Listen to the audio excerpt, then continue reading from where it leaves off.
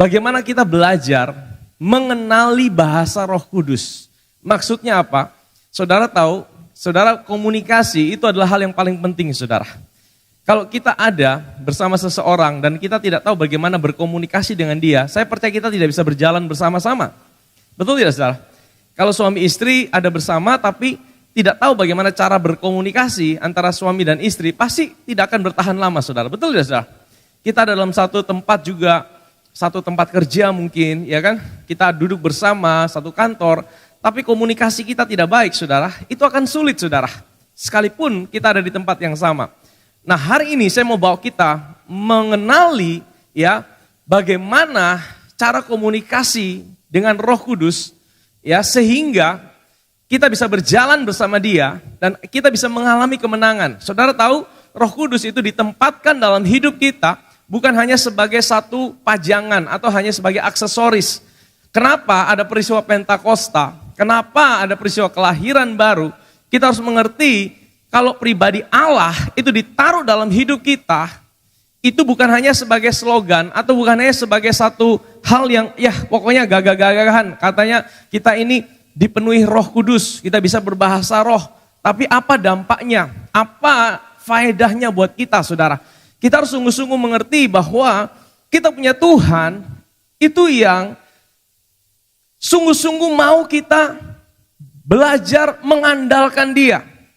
Kekristenan itu bukan soal bagaimana kita hidup bagi Tuhan. Kekristenan adalah soal bagaimana kita menjalani hidupnya yang ada dalam kita hari ini, saudara. Dan kalau kita menjalani hidupnya, Dia kasih kita pribadinya yang menyertai kita.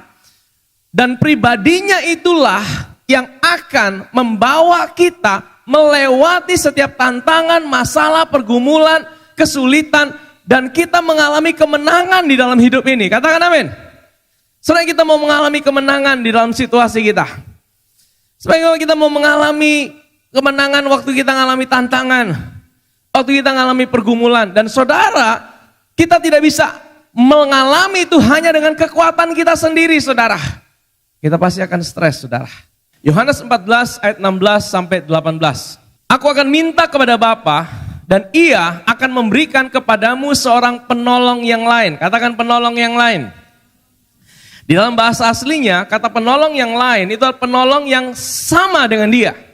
Ya, yang kualitasnya, yang tingkat kebaikannya sama dengan Yesus. Makanya kita percaya Allah Tritunggal, Bapa, Anak, dan Roh Kudus itu sederajat dan sama, cuma satu Allah, tiga pribadi yang punya fungsi yang berbeda-beda, saudara. Amin. Tetapi ketiga pribadi ini adalah, tiga-tiganya adalah Allah Tritunggal. Makanya saudara mesti hati-hati, saudara. Di akhir zaman ini ada banyak pengajaran. Pengajaran itu mulai viral di mana-mana. Ya, saudara, makanya saya dorong saudara mesti tertanam dalam satu gereja lokal yang mengajarkan doktrin, pengajaran yang sehat. Sehingga waktu kita dengar di media sosial, kita tidak bimbang, kita tidak ragu. Oh, Yesus kecil, Bapa besar, Roh Kudus itu hanyalah kuasa. Ya kan? Akibatnya apa? Ya, kita mulai bingung nih, mana yang benar ini? Nah, tapi firman Tuhan berkata, di sini kita bisa lihat Tritunggal di sini, saudara. Aku ini Yesus, minta kepada Bapa dan Ia akan memberikan kepadamu seorang penolong, kata P-nya besar. Penolong yang lain yang sama seperti Dia, supaya apa? Supaya Ia menyertai kamu berapa lama? Selama-lamanya. Saudara, ini hati Tuhan. Di dalam kitab Keluaran, topik besarnya adalah let my people go. Keluarkan umatku supaya apa? Mereka bisa beribadah. Tujuan ibadah itu apa? Supaya kita menjadi satu dengan Tuhan. Amin. Dan hari ini, apa yang menjadi hati Tuhan, apa yang menjadi rancangan Tuhan, apa yang menjadi misi Tuhan, itu sudah digenapi di dalam hidup saudara dan saya, orang percaya lahir baru. Karena sebagai orang percaya lahir baru, hari ini pribadi Allah itu sudah tinggal menjadi satu dalam hidup saudara dan saya. Bukan cuma untuk sementara waktu. Bukan hanya untuk sampai nanti kalau kita baik saja. Kalau kita tidak baik, dia akan tinggalkan kita. Itu pengajaran salah, saudara. Jadi kalau ada yang berkata bahwa Roh Kudus itu akan tinggalkan kita kalau kita lagi tidak baik, itu adalah pengajaran yang salah. Pengajaran yang sesat. Karena apa?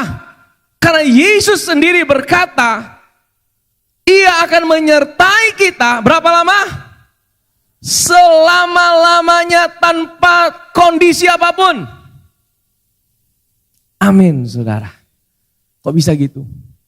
Dia kan Roh Kudus. Bagaimana dia bisa tinggal dalam bait yang tidak kudus? Karena apa, saudara? Karena darah Yesus. Sekali lagi, darah Yesus itu punya peranan yang penting sekali.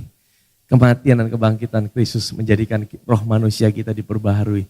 Dan disitulah Roh Kudus bisa tinggal dalam hidup kita untuk selama-lamanya. Amin. Jadi baik saudara sedang baik-baik, ataupun saudara sedang gagal, percayalah, Roh Kudus itu tidak pernah tinggalkan saudara. Pribadi Allah itu selalu ada buat hidup saudara dan saya. Amin, saudara. Kita mesti yakin ini. Kita mesti percaya ini. Supaya kita tahu, justru dalam saat kita lemah, saat kita gagal, kita butuh kepastian Tuhan tidak tinggalkan kita. Saat kita tidak mampu buat apa-apa, kita butuh satu kepastian. Inilah hati Tuhan. Hati Tuhan adalah supaya kita selalu menjadi satu dengan Dia. Makanya pohon kehidupan itu bicara tentang Dia menjadi satu dengan kita. Pohon pengetahuan baik dan jahat itu bicara tentang usaha kita untuk datang sama Tuhan. Tidak bisa, saudara. Makanya Tuhan kasih kita pribadinya sendiri hari ini untuk tinggal dalam hidup kita selama-lamanya. Amin. Roh Kudus itu adalah roh kebenaran, the spirit of truth. Dunia tidak dapat menerima Dia sebab dunia tidak melihat Dia dan tidak mengenal Dia. Tetapi kamu mengenal Dia sebab Ia menyertai kamu dan akan diam di dalam kamu. Kenapa Yesus bilang akan? Karena waktu Yesus belum mati. Tapi hari ini bukan lagi akan. Dia sudah tinggal di dalam kehidupan kita orang percaya. Kenapa dia disebut sebagai the spirit of truth, kebenaran? Karena di dunia ini banyak sekali kebenaran. Ya, di dunia ini banyak kebenaran. Saudara belajar ilmu pengetahuan itu juga kebenaran. Saudara belajar matematika, 1 tambah 1, 2, itu kebenaran. Betul? Tetapi di dunia ini banyak sekali kebenaran. Ada orang bilang gini, kalau sesuatu yang salah dikatakan terus-terus lama-lama jadi kebenaran. Betul?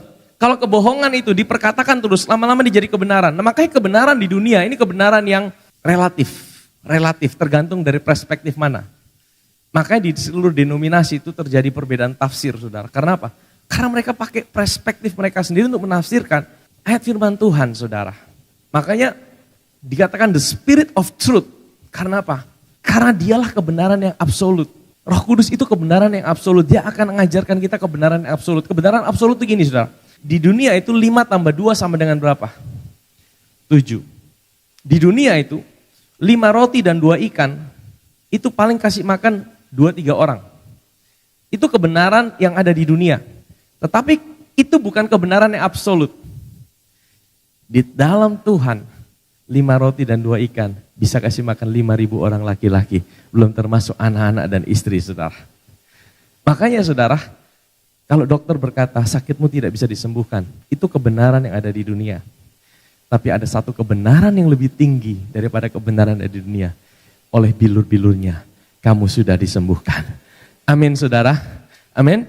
Kalau dunia berkata kebenarannya, pendidikanmu tidak tinggi, tidak mungkin bisa berhasil. Itu kebenaran yang ada di dunia. Tapi kebenarannya Tuhan berkata, aku memakai orang-orang yang tidak terpilih dipandang hina. Aku bisa jadikan dia mempermalukan apa yang ada di dunia. Amin, saudara. Mana yang kita mau percayai? Kebenaran yang ada di dunia atau kebenaran yang absolut? Makanya Roh Kudus ditaruh dalam hidup kita supaya kita tidak hanya mengandalkan kebenaran yang ada di dunia. Saya tidak bilang itu salah. Tapi ada kebenaran yang lebih tinggi saat kebenaran di dunia tidak bisa tolong hidup saudara. Kebenaran di dunia mungkin berkata, hari ini situasi dunia sedang sulit. Mana cukup hidupku 1 bulan? Aku tidak cukup, makan dan minum tidak cukup, apalagi untuk yang lain. Itu kebenaran yang ada di dunia, harga-harga naik. Itu kebenaran yang sedang terjadi. Ahli ekonomi pusing, dolar naik terus sampai 18.000 dan bisa tembus sampai 20, bahkan 25.000. Itu kebenaran yang sedang terjadi di dunia. Itu kebenaran yang ada di dunia, tapi itu bukan kebenaran absolut. Kebenaran yang absolut yang firman Tuhan katakan, Allahku akan memenuhi segala keperluanmu menurut kekayaan dan kemuliaannya. Amin saudara. Situasi dunia boleh gonjang-ganjing. Situasi ekonomi boleh gonjang-ganjing. Tapi kalau kita berpegang pada kebenaran yang absolut itu, Spirit of Truth, dia akan membawa kita untuk mengalami dan menjumpai apa yang Tuhan sudah siapkan buat hidup kita. Amin saudara. Aku tidak akan meninggalkan kamu sebagai yatim piatu. Nah ini hati Tuhan. Jadi jangan pernah berpikir bahwa kita ini sendirian. Sekalipun mungkin engkau tinggal sendiri. Mungkin engkau ditinggal oleh pacarmu, mungkin diputus pacarmu. Dunia belum berakhir saudara. Jangan bunuh diri ya. Jangan ambil jalan pintas sekalipun engkau merasa engkau ditinggalkan. Tetapi firman Tuhan katakan, aku tidak akan meninggalkan kamu sebagai yatim piatu. Aku akan datang kembali kepadamu. Ini kata Tuhan Yesus. Jadi Roh Kudus itu menjadi jaminan buat kita. Bahwa Tuhan itu pasti datang. Roh Kudus itu sebagai jaminan yang dikasih tinggal dalam hidup kita. Memastikan bahwa Tuhan Yesus pasti akan datang kembali. Amin saudara. Coba kita buka Yohanes 14, kita lompat sedikit ke ayat yang ke-26. Nah, dikatakan begini. Kita akan belajar bagaimana mengenali gaya komunikasi Roh Kudus, ya. Bagaimana bahasa Roh Kudus itu sehingga kita bisa berjalan di dalam Dia. Amin, saudara. Supaya kita bisa, Tuhan itu mau jadikan kita partner loh, saudara. Kita ini rekan kerjanya Allah. Kenapa dia ditaruh dalam hidup kita? Supaya dia utus kita, tapi dia tidak tinggalkan kita sendiri, saudara. Dia utus kita, tapi dia yang bergerak bersama kita. Untuk menjadi saksi, untuk hidup kita bisa mengalami kemenangan, itu dia tidak tinggalkan kita sendiri. Dia sertai kita, dia bekerja bersama kita. Amin saudara. Tapi kita mesti kenali bagaimana bahasanya dia, bagaimana komunikasinya dia, bagaimana cara dia bekerja. Ya, sehingga kita bisa berjalan seiring dengan dia. Dikatakan gini, tetapi penghibur yaitu Roh Kudus yang akan diutus oleh Bapa dalam namaku, dialah yang akan mengajarkan segala sesuatu. Katakan segala sesuatu. Kenapa dikatakan segala sesuatu? Karena Roh Kudus, karena Tuhan kita bukan hanya Tuhan yang peduli akan hal-hal rohani saja dalam hidup saudara. Kalau dia hanya peduli dengan hal rohani, dia pasti akan mengajarkan bagaimana berdoa. Dia akan mengajarkan bagaimana melayani saja, bagaimana saat teduh, bagaimana baca firman. Tetapi dikatakan segala sesuatu dia akan ajarkan sama kita. Maksudnya apa? Tuhan itu peduli untuk setiap area di dalam hidup saudara dan saya. Dia peduli untuk rumah tangga saudara.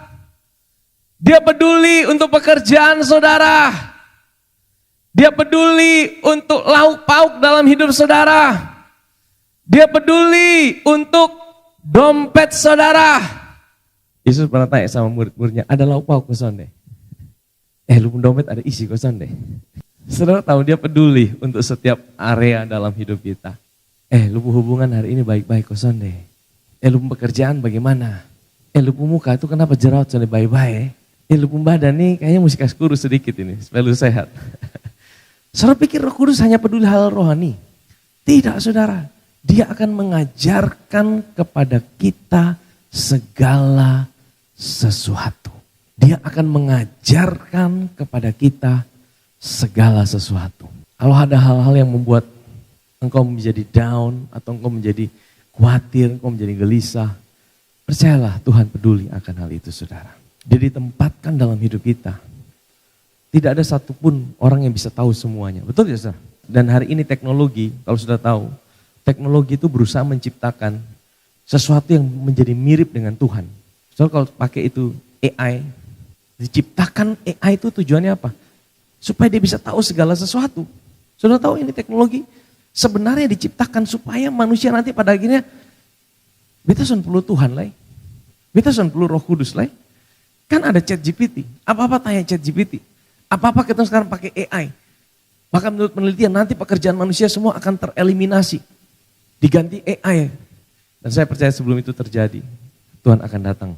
Karena semua teknologi itu diciptakan Ya, tujuannya baik sebenarnya untuk membantu manusia. Tetapi kalau sampai fokus kita akhirnya kepada itu, sampai kita lupa kepada Tuhan yang punya segala sesuatu. Ya kan, dia mengajarkan segala sesuatu. Hari ini coba kita tanya segala sesuatu di mana? Bisa di AI, saudara. AI bisa tahu masa lalu, dia bisa memprediksi masa depan. Tapi dia tidak pernah tahu yang pasti apa yang akan terjadi di masa depan. Karena AI diciptakan, itu berdasarkan dia rangkum seluruh apa yang pernah terjadi. Saudara kalau mau belajar butuh berapa jam, pakai AI hanya hitungan detik langsung keluar. Tetapi saudara, Roh Kudus, dia tahu panggilan hidup saudara. Dia tahu rancangan Tuhan buat hidup saudara. Dia tahu semua yang Tuhan Yesus sudah bayar buat hidup saudara. Secara spesifik, secara personal, secara pribadi. Amin saudara. Dan dia akan mengingatkan kamu akan semua, katakan semua, yang telah kukatakan kepadamu. Maksudnya apa? Kita kan tidak dengar perkataan Yesus langsung 2000 tahun yang lalu. Tapi bukankah setiap minggu saudara datang ke gereja? Makanya kita mesti datang ke gereja. Dengar firman. Kita mesti dengar firman. Karena firman yang kita dengar itu, yang diambil lagi oleh Roh Kudus. Untuk mengingatkan kita waktu kita ngalami masalah. Kalau saudara tidak pernah dengar firman, saudara tidak pernah merenungkan firman, Roh Kudus mau ambil, tapi saudara mau ambil apa dalam hidup kita? Makanya kita mesti selalu isi pikiran kita dengan firman. Dengar firman, karena firman adalah kehidupan. Amin saudara? Dan Roh Kudus itu akan ingatkan kita kembali. Dia akan ingatkan kita tentang pribadi Kristus. Apa yang saudara dengar? Tiba-tiba saudara ingat, iya ya, waktu itu saya pernah dengar khotbah seperti ini. Pak Gembala pernah bilang seperti ini. Pastor Rudi pernah bilang seperti ini. Kadang-kadang ada jemaat yang datang, iya ya, waktu itu Pastor Rudi pernah khotbah seperti ini. Saya bahkan, ya saya pernah khotbah seperti itu ya. Kadang-kadang saya bisa lupa saudara. Tapi waktu saya dalam keadaan khotbah seperti ini, saya selalu bilang, Tuhan, pakai mulut saya, lidah saya sangat terbatas Tuhan. Kadang-kadang ada perkataan yang saya ucapkan, bahkan saya seperti mau duduk, saya mau dengar kembali nih. Apa yang Tuhan bicara? Makanya saudara, dengar kembali, ya datang dengar firman Tuhan, datang ke gereja, bawa pikiran kita, bawa hati kita buka untuk kebenaran firman Tuhan. Amin saudara, karena itu akan sangat berguna. Waktu kita ngalamin masalah, tantangan, Roh Kudus yang akan ambil itu dan ingatkan kita kembali saudara. Damai sejahtera ku tinggalkan bagimu. Damai sejahteraku kuberikan kepadamu. Dan apa yang kuberikan tidak seperti yang diberikan oleh dunia kepadamu. Janganlah gelisah dan gentar hatimu. Jadi saudara, bagaimana damai sejahtera itu bisa ditinggalkan Tuhan bagi kita? Bagaimana caranya? Jadi waktu Roh Kudus diberikan dalam hidup kita, nah ini saya mau masuk poinnya saudara. Poin untuk kita pagi hari ini. Bagaimana kita bisa mengenali bahasa Roh Kudus, bagaimana kita bisa berjalan dengan Roh Kudus, dan kita bisa dengar apa yang menjadi tuntunannya dalam hidup kita. Ya, saya percaya ada orang-orang tertentu yang bisa dengar suara Tuhan secara audible. Mungkin dia bisa dengar secara audible, dia bisa dengar, hai anakku. Tapi tidak semua seperti itu bukan? Saya sendiri tidak pernah dengar seperti itu saudara. Saya belajar untuk berjalan dalam tuntunan Tuhan. Saya tidak pernah dapat, hai anakku, nanti jodohmu namanya ini. Saudara, tidak ada saudara. Tapi saya belajar saudara, Roh Kudus ditempatkan dalam hidup saya. Dia punya satu pola yang sama untuk semua orang. Bagaimana dia menuntun kita? Yaitu dengan damai sejahtera. Dikatakan bahwa kalau Roh Kudus itu ditinggalkan dalam hidup kita, dia ada dalam hidup kita, maka disitulah kita bisa punya damai sejahtera. Amin saudara. Dan dengan damai sejahtera yang diproduksi oleh Roh Kudus itu, disitulah kita bisa berjalan dalam tuntunan dan rancangan Tuhan. Coba kita buka Kolose pasal 3 ayat 15. Hendaklah damai sejahtera Kristus. Saudara, dunia menawarkan program untuk mendapatkan damai sejahtera. Healing, ya kan? Pergi liburan. Banyak orang stres pergi liburan. Ya memang bisa sih. Tetapi itu bukan damai sejahtera yang sejati. Kalau dulu saya belum kenal Tuhan. Saya cari damai sejahtera pergi ke diskotik. Saya cari damai sejahtera dengan minum drugs, narkoba. Saya rasa damai sejahtera. Tapi habis pengaruhnya hilang, ya stres kembali saudara. Saudara, bagaimana saudara dapatkan damai sejahtera? Pergi healing atau yang lain? Ada orang yang, pokoknya kalau lagi stres, makan yang banyak. Dan pikir waktu makan yang banyak, dia bisa tenang. Ternyata habis makan, habis stres lagi. Malah kolesterol naik saudara. Pelarian apa yang saudara cari untuk dapat damai sejahtera? Damai sejahtera Kristus. Itu adalah damai sejahtera yang dimiliki oleh Tuhan Yesus. Sekalipun dia ada di tengah badai, dia bisa tertidur lelap.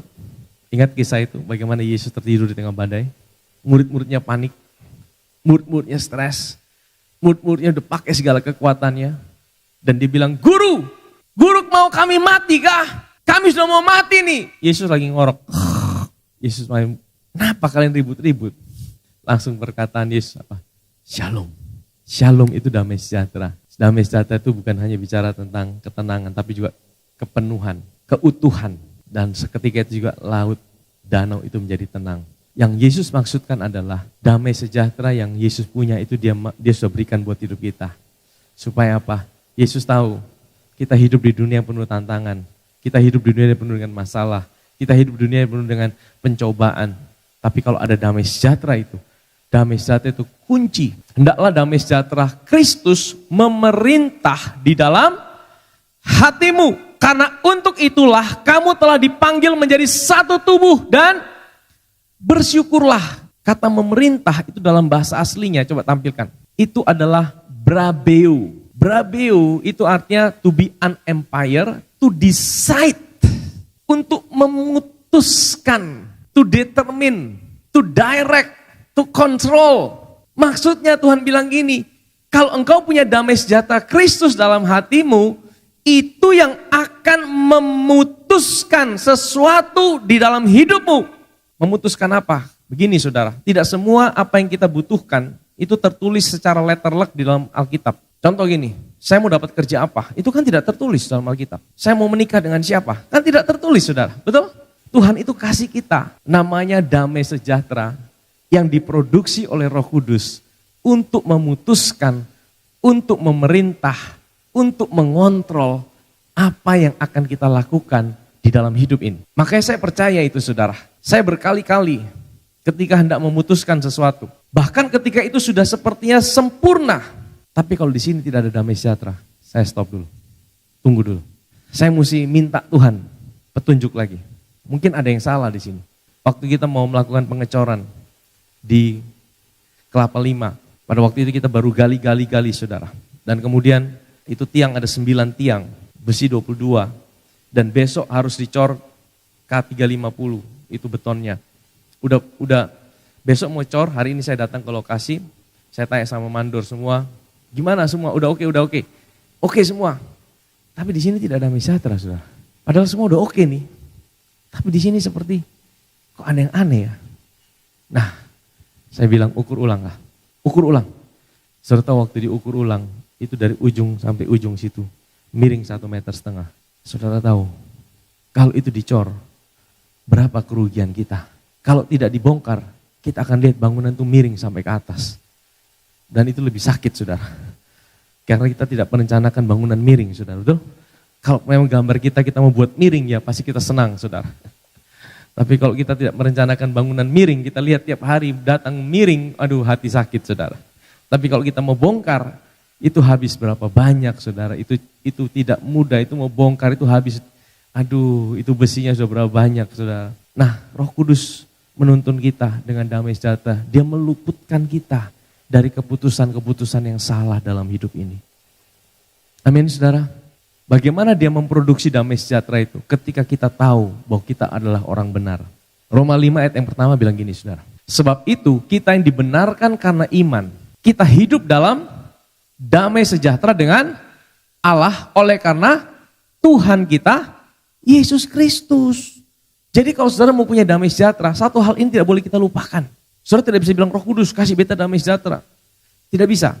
Roh Kudus itu selalu memproduksi damai sejahtera. Tapi saudara merasakan atau tidak merasakan tergantung apa yang saudara percayai.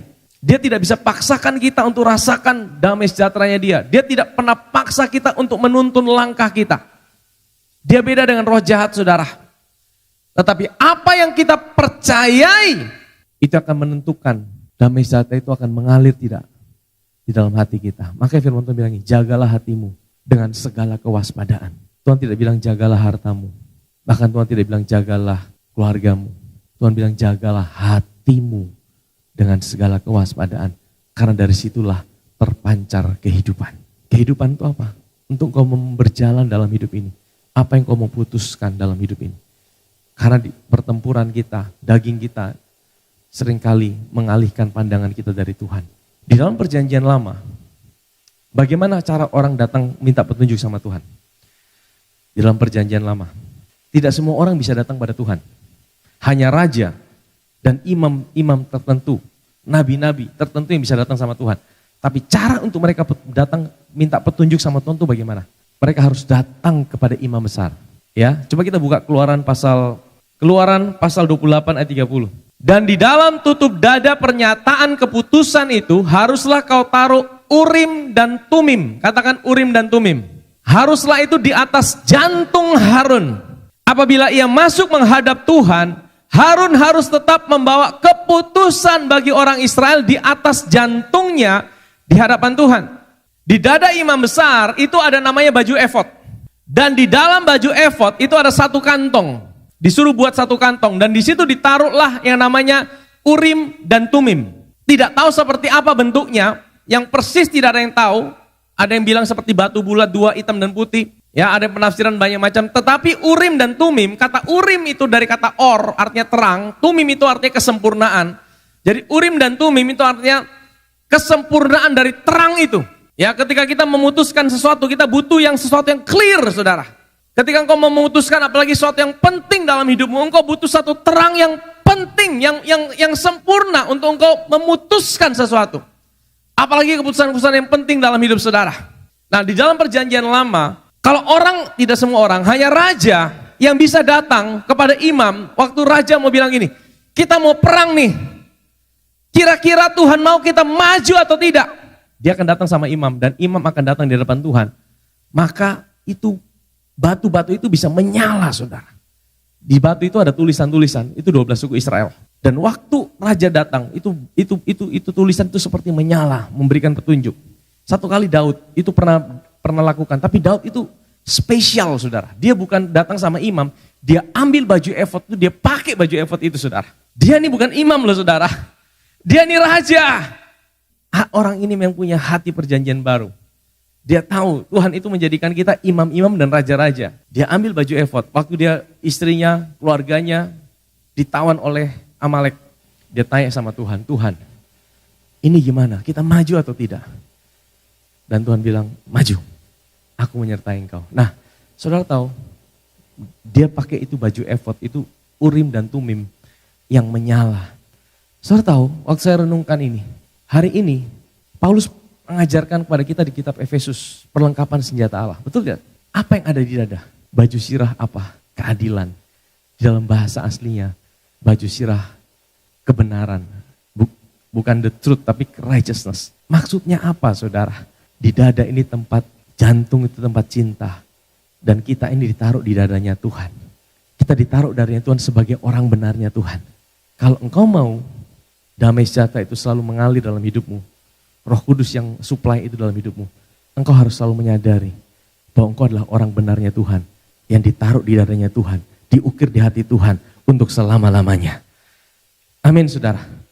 Kalau engkau mau damai sejahtera itu selalu ada dalam hidupmu, engkau harus selalu mempercayai, menyadari bahwa engkau adalah batu permata yang ditaruh di dadanya Tuhan, karena engkau dibenarkan dan engkau dijadikan benar oleh Dia. Amin. Waktu damai sejahtera itu ada, Dia akan menuntun kita. Dia akan menuntun langkah kita. Yesaya 32 ayat yang ke-17. Di mana ada kebenaran, di situ akan tumbuh damai sejahtera. Dan akibat kebenaran ialah ketenangan dan ketentraman untuk selama-lamanya. Amin, saudara. di mana ada kebenaran, di mana kita tahu kita adalah orang yang dibenarkan karena iman, di situ akan mengalir yang namanya damai sejahtera.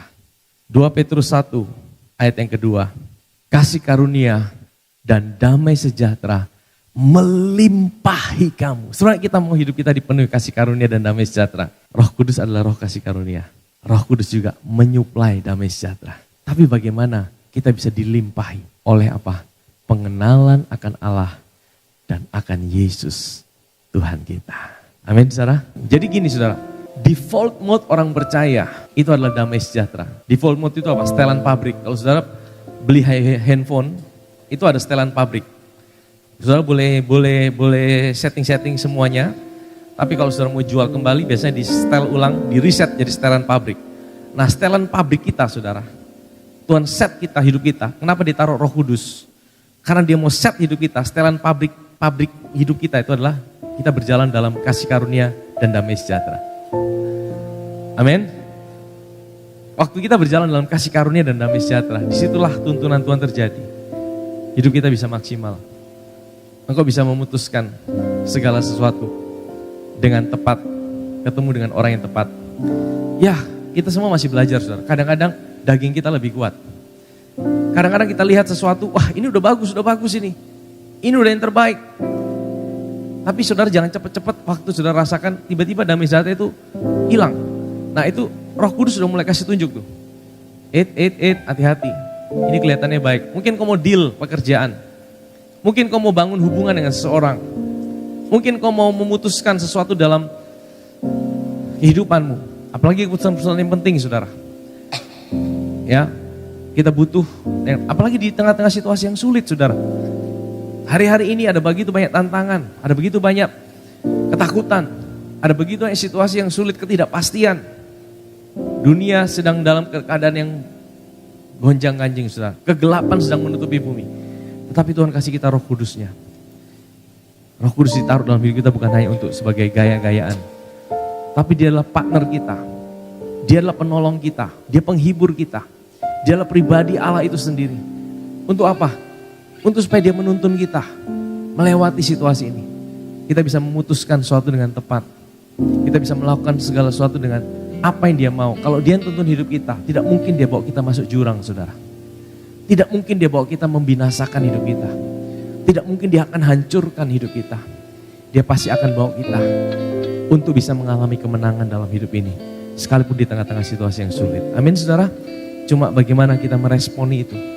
Apakah kita mau berjalan di dalam tuntunannya? Apakah kita mau mendengar damai sejahteranya itu mengalir dalam hidup kita? Mari kita bangkit berdiri.